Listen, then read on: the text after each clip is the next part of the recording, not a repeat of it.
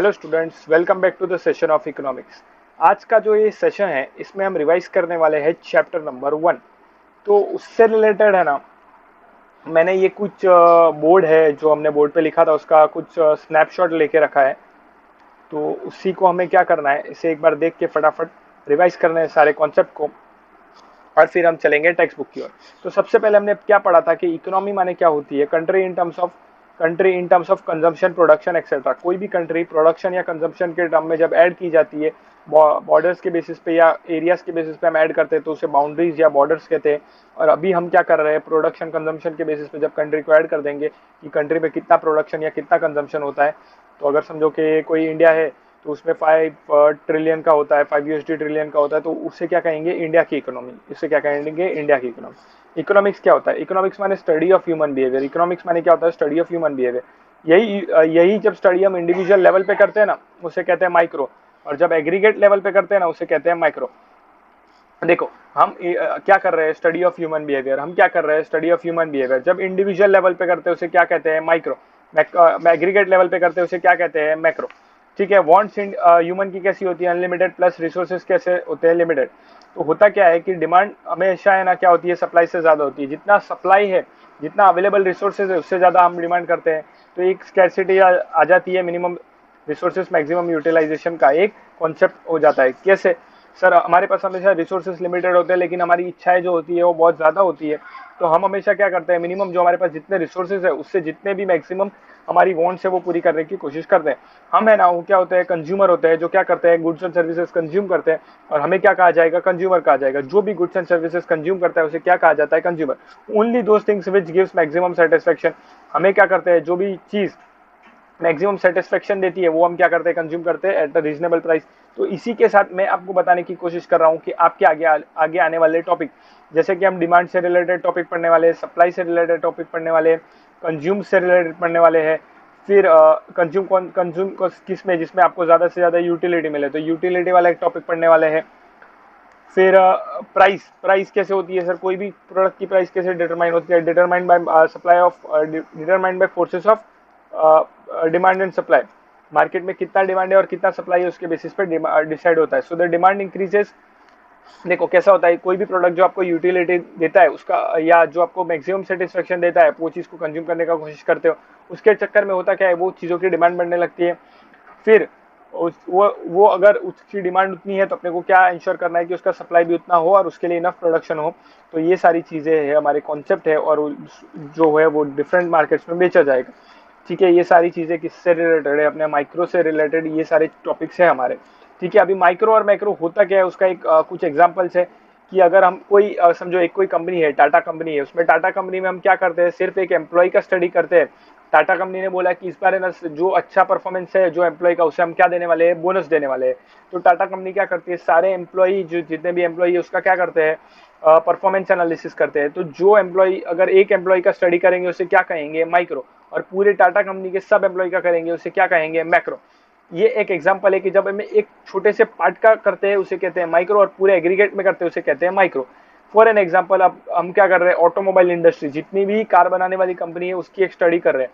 तो उसमें हम खाली एक टाटा कंपनी का करेंगे उसे क्या कहेंगे, माइक्रो। पर पूरी कंपनी का करेंगे ना, मतलब जितनी भी कंपनी है, जैसे फोर्ड आ गए, निसान आ गए, BMW, ऑडी सब आ गए, सबको मिला के करेंगे ना, उसे क्या कहेंगे, मैक्रो। तो इन शॉर्ट, जो टाटा कंपनी फर्स्ट एग्जांपल में मैक्रो में थी वो किस में आ गई, माइक्रो में आ गई। तो ये मेन पॉइंट क्या है सर इसका, कि आप एनालिसिस किसका कर रहे हो। अगर आप एनालिसिस जिसका कर रहे हो उसके बेसिस पे डिसाइड होगा। फिर एग्रीगेट डिमांड और सप्लाई का एनालिसिस करेंगे, पूरे कंट्री में कितना एग्रीगेट डिमांड है और सप्लाई, उसे क्या कहेंगे, macro economics. National income, money market, capital market, public finance, budget, revenue, budget related ये सारे कॉन्सेप्ट जो है उसमें आएंगे। अभी डिस्टिंक्शन है जो कि बहुत ही ज्यादा इंपॉर्टेंट है, बहुत ही ज्यादा इंपॉर्टेंट है, आपके एग्जाम्स के लिए भी है, एग्जाम्स में तो आ ही सकता है। प्लस चैप्टर नंबर 1 अगर आपको समझना है, अगर आपने इतना समझ लिया तो भी बहुत है। माइक्रो और मैक्रो का डिस्टिंक्शन देखो, माइक्रो माने study of individual demand supply, aggregate supply, micro. Individual को कहेंगे उसे कहेंगे माइक्रो, और एग्रीगेट में करेंगे उसे कहते हैं micro. Derive from Greek word, दोनों ही ग्रीक वर्ड से डिराइव्ड हुआ है। Micro derive from Greek word mikros, और macro derive from the Greek word makros. दोनों इस मिक्रोस माने स्मॉल और वो होता है क्या, लार्ज। चलो फिर एक होता है जो माइक्रो होता है वो डिटेल स्टडी करते हैं, और ये सैम्पलिंग बेसिस पे होता है क्योंकि वहाँ पे बहुत सारा डेटा होता है। यहाँ पर एक ही व्यक्ति का करना है या एक ही चीज़ का करते हैं, हम इंडिविजुअल लेवल पे करते हैं तो हमारे पास डेटा भी ज़्यादा होता है, और हम क्या कर सकते हैं, डिटेल स्टडी कर सकते हैं, वहाँ पे नहीं कर सकते। यहाँ पर स्लाइसिंग मेथड यूज़ होता है, वहाँ पर लंपिंग मेथड यूज़ होता है।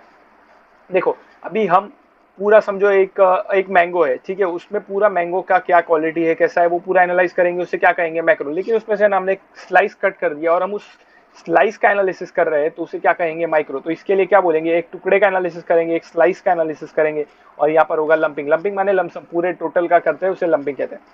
फिर प्राइस थियरी, यहाँ पर क्या यूज होता है, डिमांड और सप्लाई का कॉन्सेप्ट पढ़ेंगे, प्राइस कैसे डिटरमाइन होता है वो होता है। और एग्रीगेट में जब होता है मैक्रो में इनकम थियरी यूज होता है, यानी कि नेशनल इनकम, अनएम्प्लॉयमेंट, वो सारे कॉन्सेप्ट यूज होते हैं। यहाँ पर जो है ना सेटेरस पेरिबस वाला कॉन्सेप्ट यूज होता है, यानी कि बाकी सारी चीजें सेम है, ये एक असम्पशन यूज होता है। और यहाँ पर है ना जो फैक्ट्स एंड फिगर के बेसिस पे होते हैं, यहाँ पे बहुत सारे और भी असम्पशन यूज होते हैं, लेकिन जो मैक्रो होता है वो फैक्ट्स एंड फिगर्स के बेसिस पे होता है। जितना अनएम्प्लॉयमेंट रेशो अगर 15% है तो है वैसा। स्कोप यहाँ पे लिमिटेड होता है क्योंकि हमारे पास जितना जो करने का चीजें है वो बहुत लिमिटेड होता है, एक ही इंडिविजुअल से रिलेटेड करते हैं, तो यहाँ पे स्कोप बहुत लिमिटेड होता है, नैरो कॉन्सेप्ट है। और यहाँ पे क्या है, वाइड कॉन्सेप्ट है, ठीक है। ये लिमिटेड तो इधर अनलिमिटेड नहीं होता। पार्शियल इक्विलिब्रियम और एक होता है जनरल इक्विलिब्रियम, एक होता है इंडिपेंडेंट और एक होता है इंटरडिपेंडेंट। ये एक इंडिपेंडेंट होता है, अपन एक यूनिट का कर रहे हैं तो वो इंडिपेंडेंटली सिर्फ उसका ही करते हैं। और इंटरडिपेंडेंट माने क्या होता है कि एक दूसरे से रिलेटेड होते हैं, एक दूसरे पे डिपेंडेंट होते हैं। चलो तो इसी के साथ अपन क्या करेंगे पता है, उसका टेक्स्ट बुक का वर्जन भी अपन एक बार देख लेते हैं फटाफट। चलो मैं आपको दिखा देता हूँ कि वही सारी चीजें हैं जो हमने पढ़ी हुई है। चलो चलो चलो, चैप्टर नंबर 1, ठीक है। तो ये उसका बेसिक इंट्रोडक्शन दिया है, ग्रीक वर्ड वाली चीज़ें, वो सारी चीज़ें। दो ब्रांचेस माइक्रो और मैक्रो, ये एक बार डू यू नो और जो है यू शुड नो, आप एक बार होमवर्क में पढ़ लेना, ठीक है। Meaning of micro economics, micro means a small part of a thing, small part of a thing. Micro economics deals with a small part of a national economy, ठीक है। ये स्टडी ह्यूमन, देखो behaviour of individual, मैंने बोला ना अपन क्या कर रहे हैं, ह्यूमन बिहेवियर स्टडी कर रहे हैं। ह्यूमन बिहेवियर अगर इंडिविजुअल लेवल पे करेंगे तो बिहेवियर ऑफ इंडिविजुअल यूनिट्स, और मैक्रो पे करेंगे तो टोटल, ठीक है। डेफिनेशन आपको जो अच्छा लगता है वो लिख लेना। स्कोप ऑफ माइक्रो इकोनॉमिक्स, तो सबसे पहले देखो प्रोडक्ट प्राइसिंग, तो मैंने पढ़ा है ना, डिमांड है, सप्लाई पढ़ने वाले हैं। फिर थियरी ऑफ फैक्टर प्राइसिंग, एक प्रोडक्ट होता है, एक फैक्टर होता है, और एक इकोनॉमिक वेलफेयर होता है, ठीक है। प्रोडक्ट माने दो चीजें, प्रोडक्ट का प्राइस कैसे डिटरमाइन होता है, सप्लाई फोर्सेस ऑफ मार्केट है, डिमांड एंड सप्लाई, तो डिमांड एंड सप्लाई का एनालिसिस पढ़ेंगे। फैक्टर प्राइसिंग, फैक्टर चार तरीके के होते हैं, लैंड, लेबर, कैपिटल और एंटरप्रेन्योर। लैंड के लिए रेंट, लेबर के लिए वेजेस, कैपिटल के लिए इंटरेस्ट, और एंटरप्रेन्योर के लिए profit. Theory of economic welfare, तीन चीजें, efficiency in production, efficiency in consumption, overall economic efficiency. देखो एक एक करके पढ़ते हैं। थियरी ऑफ प्रोडक्ट प्राइसिंग आप पढ़ लेना, वही सारी चीजें हैं जो मैंने लिखी है ये। फिर थियरी ऑफ फैक्टर प्राइसिंग और theory of economic welfare. Theory of economic welfare माने क्या होता है कि आप क्या बोल रहे हो कि तीन चीजें हैं कि आपके जो भी जितने भी रिसोर्सेज है वो इफेक्टिवली और एफिशिएंटली यूज होने चाहिए। Efficiency in the allocation of resources is attained when it results in maximization of satisfaction of the people. Economic efficiency तीन चीजों में होती है, efficiency in production, efficiency in consumption और efficiency in overall economic efficiency, ठीक है। और ये एफिशिएंसी इन प्रोडक्शन माने producing maximum possible amount of goods and services. Maximum goods and services आपको क्या करना है, प्रोड्यूस करने का ट्राई करना है। और एफिशिएंसी इन कंजम्पशन माने क्या करना है, आपको मैक्सिमम टोटल सेटिस्फेक्शन पूरा करने की कोशिश करनी है। और ओवरऑल इकोनॉमिक एफिशिएंसी माने क्या होता है कि it means the production of those goods which are most desired by the people, जो सबसे ज्यादा लोग चाहते हैं वो सारे गुड्स आप बनाओ, ठीक है। चलो अभी एक फीचर्स है कि ये माइक्रो के फीचर्स क्या होते हैं, इंडिविजुअल यूनिट का स्टडी होता है, प्राइस थियरी होता है, पार्शियल इक्विलिब्रियम, वही सारे पॉइंट है जो अपने को डिस्टिंग्विश में पढ़े थे, वही सारे based on certain assumptions, slicing method, use of marginalism concept. अभी वो क्या होता है वहाँ पे माइक्रो में टोटल होता है, यहाँ पे मार्जिनलिज्म का कॉन्सेप्ट होता है। माने क्या होता है कि एक यूनिट एक्स्ट्रा पे कितना हुआ, वो सारी चीजें हम आगे आगे टॉपिक पढ़ेंगे तो तुमको समझेगा। फिर एनालिसिस ऑफ मार्केट स्ट्रक्चर, फिर लिमिटेड स्कोप होता है। फिर इंपॉर्टेंस क्या है सर, ये क्यों करते हैं, प्राइस डिटरमाइन करने में हेल्प करता है, free market economy, foreign trade में भी कुछ चीज़ें हेल्प करती है। फिर इकोनॉमिक मॉडल बिल्डिंग, फिर बिजनेस डिसीजंस लेने में हेल्प करता है आपको। फिर यूजफुल टू गवर्नमेंट, गवर्नमेंट को भी पता चलेगा कि अगर प्राइस से रिलेटेड या कुछ और चीज़ें उनको और करनी है तो उनको गवर्नमेंट को हेल्प मिल जाती है। फिर बेसिस ऑफ वेलफेयर इकोनॉमिक्स, ठीक है। मीनिंग ऑफ मैक्रो इकोनॉमिक्स, वही सारी चीज़ें जो मैंने पढ़ाई, आप एक बार रीड कर लेना। डेफिनेशन जो आपको अच्छा लगे वो लिख लेना।